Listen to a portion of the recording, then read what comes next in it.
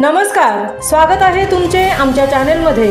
आवाज महामुंबईचा, शोध बातमीचा, कौल मनाचा।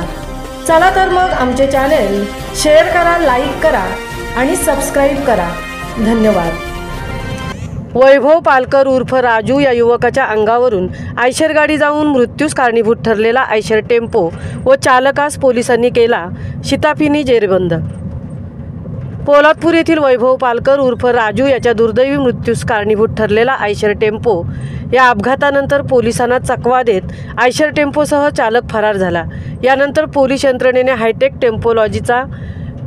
टेक्नॉलॉजीचा वापर करून अहोरात्र मेहनत घेऊन कोलाड ते खेड पट्ट्यातील रस्त्यालगत शेकडो CCTV फुटेज पोलीस टीम व पालकर परिवाराचे हितचिंतक यांच्या माध्यमातून प्राप्त केले।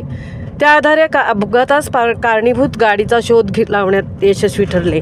दरम्यान पोलादपूर पोलिसांनी महामार्गावरील CCTV फुटेज पाहता अतिशय बेदरकारपणे आयशर टेम्पो आरोपीकडून चालवण्यात आल्याचे वास्तव समोर आले।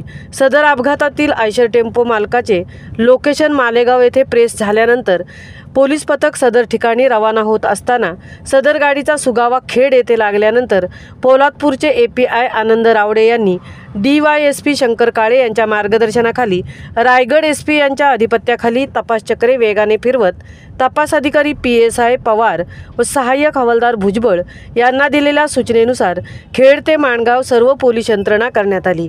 खेडवरून निघालेली गाडी पोलादपूर येथील पोलीस हवालदार सुतार यांच्या निदर्शनास येताच पाठलाग करून जुना टोलनाका येथे गाडी व आरोपी चालक व क्लीनरसह पोलादपूर पोलीस स्थानकात हजर करण्यात आले। अपघातात कारणीभूत आयशर टेम्पो क्रमांक MH42 BM 3741 गाडीसह आरोपी चालक व साथीदार असे पोलिसांच्या ताब्यात चौकशीसाठी घेण्यात आले आहेत।